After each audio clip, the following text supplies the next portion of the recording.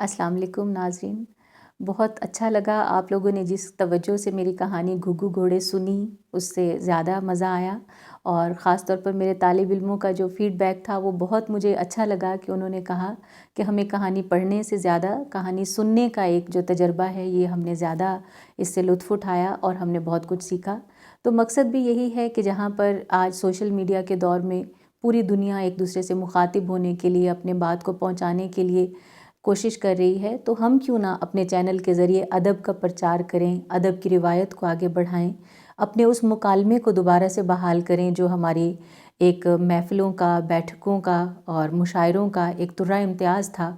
तो हम कोशिश करेंगे कि हम अपने इस चैनल के ज़रिए आपके साथ अदब का एक ऐसा माहौल पैदा करें जिसमें मुकालमे की सूरत पैदा हो। इसमें सिर्फ़ मैं अपनी कहानियाँ ही पेश नहीं करूँगी, बल्कि हमारे जो पुराने बड़े अफ़साना निगार हैं, उनकी कहानियों का भी एक ऐसा इंतख़ाब आपके सामने पेश करूँगी जो आपको सुनने में यकीनन बहुत अच्छा लगेगा। फिर सिर्फ़ हम इसमें कहानियाँ ही नहीं मुंतख़िब करेंगे, बल्कि इसमें कहानी का फ़न क्या होता है, कहानी की हैयत, टेक्नीक पर भी हम बात करेंगे। यहाँ तक कि ये सिलसिला थोड़ा सा आगे बढ़ाएंगे इस चैनल के ज़रिए, तो हम कहानी लिखने के तरीके पर भी बात करेंगे। और इस तरीके से हम एक सिलसिला जो है ये आप लोगों की हौसला अफ़ज़ाई की वजह से मेरा एतमाद भी बहाल हुआ। और मैं इंशाल्लाह इसमें और भी बहुत सारी ऐसी चीज़ें जो हमारे उर्दू के रीडर के लिए, उर्दू के नाज़िर के लिए बहुत मुफ़ीद हो सकती हैं, उस तमाम पहलुओं से इसका इहाता करने की कोशिश करूँगी। हम इसमें ऐसी डिबेट्स भी जनरेट करेंगे जिसके ज़रिए आप अदब के जो नज़री मबाहिस हैं उनसे भी वाकिफ़ हो सकेंगे, अदब के जो नए रुझानात हैं उसकी तरफ। तो गोया आप इस चैनल के साथ जितना भी हो सकेगा आपसे राब्ते रखने की एक कोशिश है ये। और आप इसमें इन टच रहेंगे तो इंशाल्लाह हम इसमें और भी वैरायटी पैदा करने की कोशिश करेंगे। अब लोग कहते हैं कि अदब में शायद उस तरह से आज की नई नस्ल उसमें उस तरह दिलचस्पी नहीं रखती, लेकिन ये मेरे लिए एक हैरत अंगेज़ और खुशगवार हैरत थी कि जिस तेज़ी के साथ आपने चैनल को सब्सक्राइब किया, जिस तेज़ी से इतनी तवील 10 से 15 मिनट की कहानी को जितने लोगों ने सुना, तो ये बड़ी एक खुशाइन बात है कि आज भी अदब को समझने वाले लोग मौजूद हैं, अदब से मोहब्बत करते हैं, कहानी सुनना चाहते हैं, कहानी को पढ़ना चाहते हैं। तो ये खुश आइंद बात है और इंशाल्लाह हम इसी सिलसिले को आगे बढ़ाते हुए इस चैनल के ज़रिए जब आप इसको सब्सक्राइब करेंगे तो इसमें और भी वैरायटी बहुत सारी चीज़ें इंशाल्लाह नज़री, फ़िक्री और फ़नी हवाले से भी हम अदब को ज़ेर बहस लाते रहेंगे।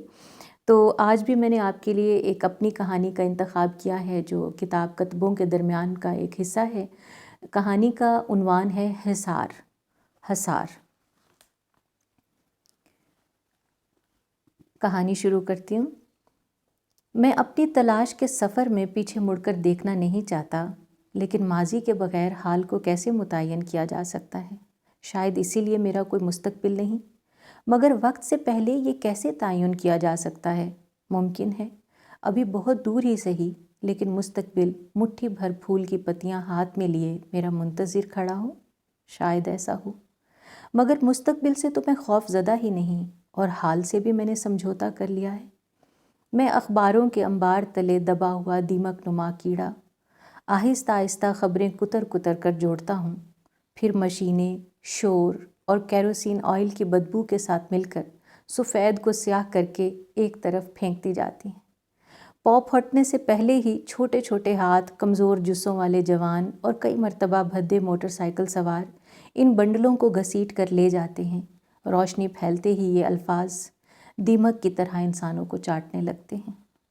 मैं बहुत दिनों बाद अपनी नाइट शिफ्ट सुबह में तब्दील करवाने के लिए एडिटर के कमरे में गया था, मगर उसकी नज़रें सामने बैठी लड़की के पाँव पर लगी नेल पॉलिश को टटोल रही थीं। अब उसके नाखून नीले होना शुरू हो गए थे। इन नज़रों का जहर लड़की के बदन में सरायत कर गया था।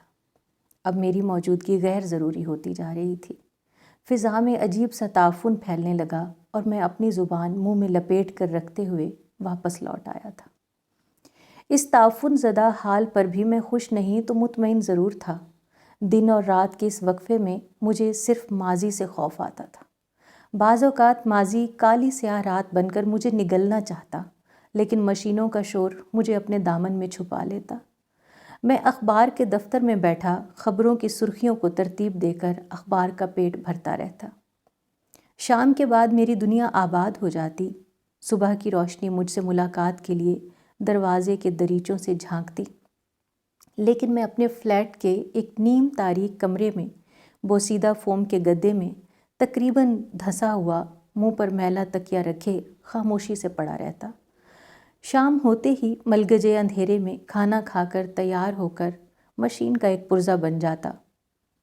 آبائی وطن کی محبت کے نغمے شاید لوگوں کے دلوں کو گرماتے ہوں، لیکن جنم بھومی کا تصور کر کے میری ریڑھ کی ہڈی میں ایک سنسناتا ہوا خوف رینگنے لگتا تھا۔ لاشعور میں چلتی فلم کی پٹی پر گاؤں کی گلیوں میں اب بھی بھٹکتا پھر رہا تھا، ایک موڑ سے دوسرے موڑ کی طرف مڑتے ہوئے میرا وجود ٹاٹ کے پردے کے پیچھے سے جھانکتی آنکھوں کے گھیرے میں آ جاتا۔ گرمیوں میں دوپہر ڈھلتے ہی سائے لمبے ہونے شروع ہو گئے تھے۔ میں اپنے گھر کی اونچی چھت والے کمرے کے ایک پلنگ پر لیٹا روشن دان سے آتی آوازوں کو تیز ہوتا ہوا محسوس کر رہا تھا، جس کی پچھلی دیوار اسی ٹاٹ والے پردے کے صحن میں تھی۔ قرآن پڑھتے بچوں میں استانی کی آواز کا لحن میرے وجود کو ایک مقدس حالے میں لے لیتا۔ گلی میں رکشوں کے بے ہنگم شور اور اسکول سے چھٹی ہونے کی گھنٹی مجھے پھر گھڑی دیکھے بغیر بتا دیتی کہ 2:30 بج چکے ہیں۔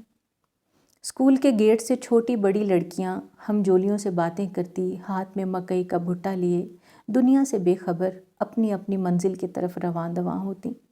حالانکہ منزل کس نے دیکھی ہے؟ میں نے یہ سارا منظر اپنے بوسیدہ گدے پر لیٹے لیٹے تصور کی آنکھ سے دیکھا تھا، جیسے تھوڑی دیر پہلے میں نے بند آنکھوں سے خواب دیکھا تھا، اب کھلی آنکھوں سے گلی کا منظر دیکھ رہا ہوں۔ یہ دونوں خواب پوری جزیات کے ساتھ میں اب بھی محسوس کر سکتا ہوں، جیسے میں گاؤں کے کمرے کی چھت پر لکڑی کے شہتیروں پر منقش ٹائلوں کو دیکھ سکتا تھا، جو اب ایک طرف سے جھول کھا رہی تھیں۔ بدلتے موسم نے ماضی کی دیواروں میں ایک دراڑ ڈال دی ہے، جسے میں کمرے میں لگی اینٹوں سے بھی بند نہیں کر سکتا۔ شام میں سڑک کے کنارے چلتے چلتے میں نے عادتاً سگریٹ سلگائی اور دھوئیں کو آہستہ آہستہ میٹھی کڑواہٹ کے ساتھ خارج کرنے لگا۔ دھوئیں کے بادل سے سرمئی بالوں والی بوڑھی ماں کی جھریوں بھرے چہروں پر سلگتی آنکھوں نے مجھے پھر سے گھورا۔ بدحواسی میں تقریباً سالم سگریٹ کو میں نے پاؤں کے نیچے مسل دیا۔ رات سے میری دوستی بہت پرانی تھی۔ گاؤں کے سرے پر موجود چوپال پر چارپائی ڈالے دیر تک جاگتے رہنا میری عادت تھی۔ گھر میں بھی اماں ابا سے دور صحن کے کونے پہ اپنا بستر لگواتا، کیونکہ ابھی ابا کے سامنے سگریٹ پینے کا حوصلہ اپنے اندر پیدا نہ کر سکا تھا۔ تاروں کی چادر آسمان پر پھیلی تھی اور میں گرمیوں کی ہپ زدہ رات میں آنکھیں کھولے سونے کی کوشش کرنے لگا۔ میں آسمان اور زمین کے درمیان ایک بے بس ذرے کی طرح ساکن پڑا تھا کہ مٹی کا ایک چھوٹا سا ڈھیلا آ کر مجھے لگا۔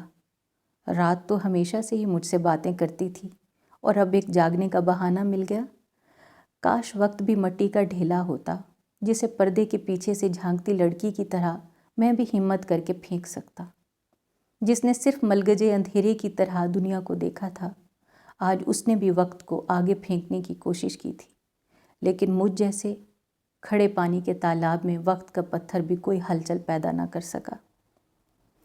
راستہ ختم ہو گیا تھا، کاش خیال کی بھی کوئی منزل ہوتی۔ آج کی رات بہت بوجھل تھی، کام سے بھی جی اچاٹ ہونے لگا۔ میرے پاس تو مطمئن ہونے کے لیے صرف حال ہی تھا، لیکن اب میں اس کے ساتھ بھی سمجھوتا نہیں کر پا رہا۔ آخر کس زمانے میں جیا جائے؟ صرف ماضی، حال اور مستقبل ہی کیوں؟ کیا آدمی زمانے کا قیدی ہے؟ شاید وقت ایک جبر ہے جسے ماضی سے حال اور حال سے ماضی کی طرف دھکیلا ہی نہیں جا سکتا۔ لیکن مجھے تو واپسی کی تمنا ہی نہیں تھی۔ ایک رات جب وہ اپنے وجود کے ساتھ میرے سامنے کھڑی تھی اور میں نے ساری قوت سے اسے وقت کی طرح پردے کے پیچھے دھکیلنے کی کوشش کی، لیکن وہ وقت سے بغاوت کر کے نکلی تھی۔ اگلے ہی لمحے اس کی واپسی کا سمے نکل چکا تھا۔ ابا اماں نے اس کے سر پر چادر ڈال کر اسے اس کے گھر والوں سے مانگ لیا تھا۔ دن چڑھتے ہی نکاح خاں کو بلا کر وقت کو پابند بنایا جانا تھا، مگر وقت کب زبردستی برداشت کرتا ہے؟